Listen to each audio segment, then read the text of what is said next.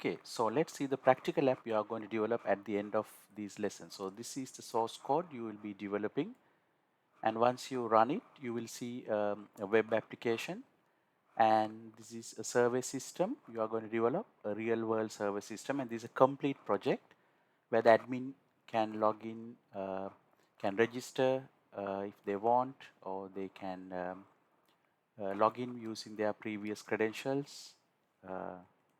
Likewise, and sign in, and then admin will be taken to the admin dashboard, which has lots of options such as to define the questions. These are all coming from the database dynamically, and you will learn how to add, edit, delete the data and populate the data dynamically likewise, and define the questions so the data will appear dynamically. And then you will learn how to create settings pages and save the data to the database once again, and see who are the respondents who has taken this survey, and with the log information. You will learn how to create sophisticated search dashboards, and you will learn about how to filter data and search, where admin can find information about different users who has taken the survey. So and then if I log out, and then a normal user, if a normal user comes to the home page, a normal user can start taking the survey. A user can register if needed, or if not, a user can take it anonymously. User will be able to take this anonymously. Let's say if this is test2 user, so test2 at, so, and if user says no, I don't want to register, and if user says next, then the survey will start anonymously, and all the data is coming from the database. So you learn about connecting to a remote database, which is not in this computer, it's on a remote server. So you will learn how to do that, and then you will learn how to take the survey questions, and there will be multiple survey questions. So I will just fast forward this. So I fast forwarded the questions, I just click next and answered them. And final question is, what is the state? So if the user says okay, this is the state, and click next, and these are the questions I answered. So and then the user or the respondent can review them and submit the answers. So then the data will go into the remote database. So you will learn about how to save it, and click next, and then it takes the user or the respondent back to the home page. So this is the app you will be developing at the end of these lessons. And the specialty of this app is it's a data driven app, and it's completely dynamic, and all the data is coming from the database, and there is admin dashboard, a sophisticated admin dashboard, and a separate user sessions. You will learn the complete source code from the scratch to develop this. So let's go and develop this application now. Let's start doing it now. Hi everyone, welcome to ASP.NET Complete Project Survey System Part 4 Database Creation. So this is the continuation of a complete project, which is a survey system. So in this section, we'll be looking about the database creation and the SQL script. So we'll be using these tools for this lecture. Make sure that you have these prerequisites before you start this lecture. So in this part of this complete project, we are looking for the SQL scripts for table creations and inserting sample data, and we will use our online MS SQL DBMS software server, and then we will run the SQL statements. So this is the first statement to create the table question. So if make sure you look at the previous part, the previous lecture before this, for you to get a clear idea about the ER diagram and the relational model, so you understand why these fields are being used. For example, for the question table, then the question options table, respondent registration, why the fields, why these fields are there, what are the primary keys, and a clear idea about the entire database structure. Have a look at the previous lesson for that. So what we will do now is we will go and start creating these tables in our online MS SQL DBMS. So as explained in the previous lessons for this project, as our online MS SQL Microsoft SQL Server, we are using somi.com hosting provider. So make sure you have an account with that. So have a look at the previous lessons to see how to create an account and the database. We have done it in the previous parts.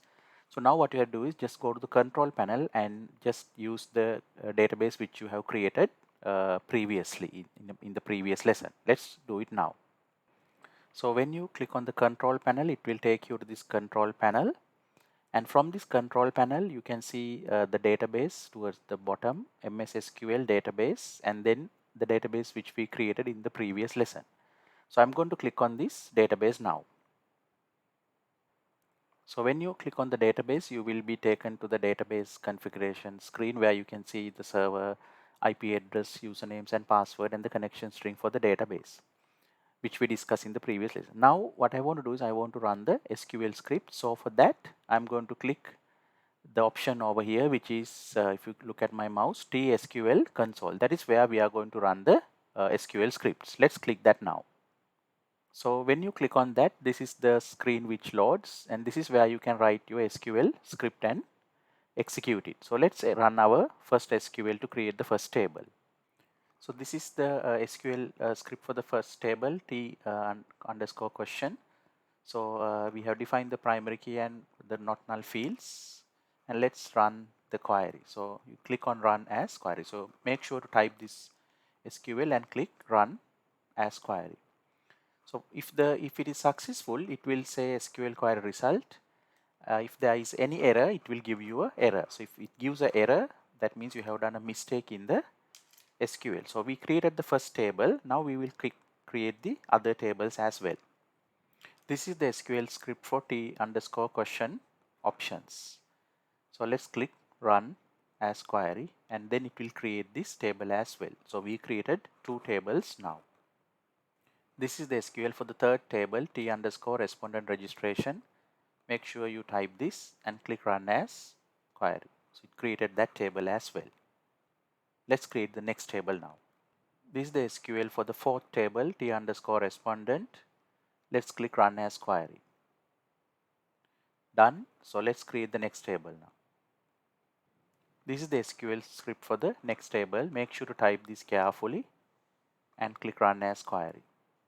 Okay, that also got created. Let's click that create the next table now. This is the SQL script for T underscore staff users table. Type this and click run as query. Done. It got created. This is the SQL for the final table, T underscore settings. Type this carefully and click run as query. Okay, it also got created. So we created all the tables now. So using SQL what we did was using SQL statements, we created all the tables in our remote database. So the beauty is it's a remote database. It's not in your computer. You have just connected to the dashboard of the remote database. And when you type the query here and run, it gets executed in the remote Microsoft SQL database server. So that is the beauty of this. So now let's go and insert sample data, right? Let's do that now. The question table SQL, question options, respondent registration, respondent, respondent answers, staff, users, and settings. So now the sample data. So these are the insert statements for the sample data. So let's run them now. So when you type, you can type multiple SQL statements at once and then click the run as query. So I have typed 4 insert statements.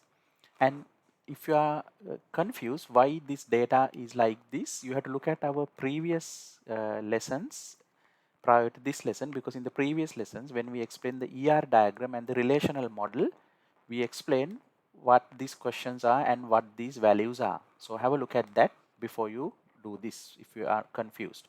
So let's run these 4 insert statements. Okay, the result is successful. So how do I know it is successful? Because it's not giving me any error here. If there's any mistake in what you type, it will give an error, but I'm not getting, meaning it is successful. Now let's insert more data. we have now typed 5 more insert statements. You can see 3 here. Just look at them and type, then the fourth one and the fifth one. So why are we typing multiples is so that's easy, so we can just click run as query just only once. 5 more insert statements. Okay, done. No error. So let's insert more data now. So the earlier insert statements was for the t underscore question table, but now these insert statements are for the t underscore question underscore options table. That means the question options. So let's run this now and insert data for the second table. So we have typed 5 insert statements. That's because it's easy for us. Look at them and type this carefully, 5 of them, and click run as query. Okay, it is successful. There's no error. Let's insert more data. We have typed 5 more insert statements to insert data to the t underscore question options. Look at this carefully and type this and run the query. So successful. So let's insert more data now. Okay, we have typed 5 more insert statements to insert 5 more data items to the same table. Let's click run as query. So it got successfully inserted. Let's insert more sample data. Okay, so we have typed 5 more insert statements. Look at them carefully and type them to insert data to the same table.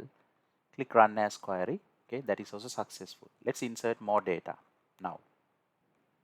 So we have typed the final 3 data items for that table, and let's run them now.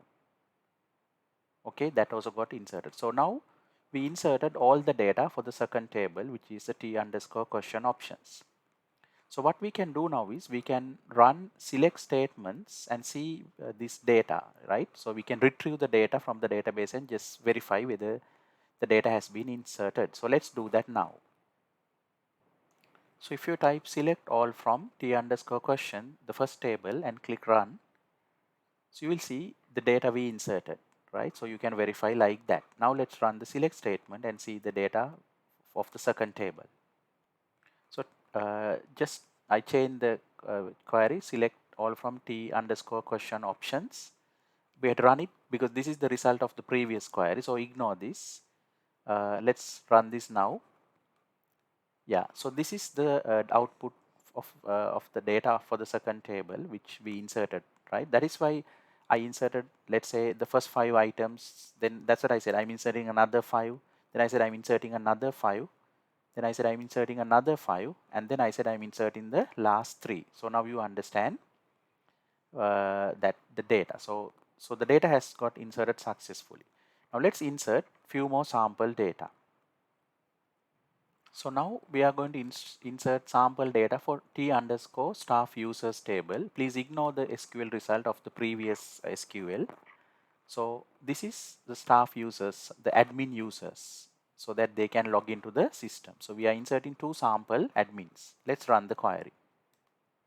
Okay, SQL query result, no errors, meaning insertion has been successful for this table. We will do the same thing for the settings table. We will insert some sample data. For the settings table, we are inserting only one sample data item. Run as query.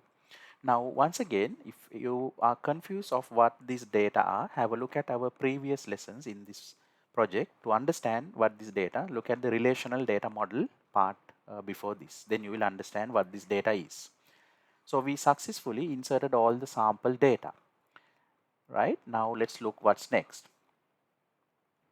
Let's run select statement and see whether the data has been inserted to those 2 tables. Yes, that gives you the results from the remote database. Let's run the select on the other table as well now. Let's run the query, select all from t underscore settings. Okay, so that assures us the data is now in the remote database, MS SQL Server database. Okay, so we successfully inserted all the sample data which we need to write the project now. So the lesson plan was we did practicals, and the conclusion is we used SQL and we created the tables and inserted sample data, and we did practical demos. References we'll be using for this project is these are the references. make sure to look at the remaining lectures to complete this project. So it's a complete project we are doing, which is a survey system, which will help you to understand how industry level developers are developing complete systems. So you will get knowledge, so make sure to look at the remaining videos. So the remaining lecture is going to be, we are going to create the ASP.NET project in Visual Studio, because now we have everything what we need to create the, to write the source code. So now we are going to create the Visual Studio project and connect to the database and do the full coding.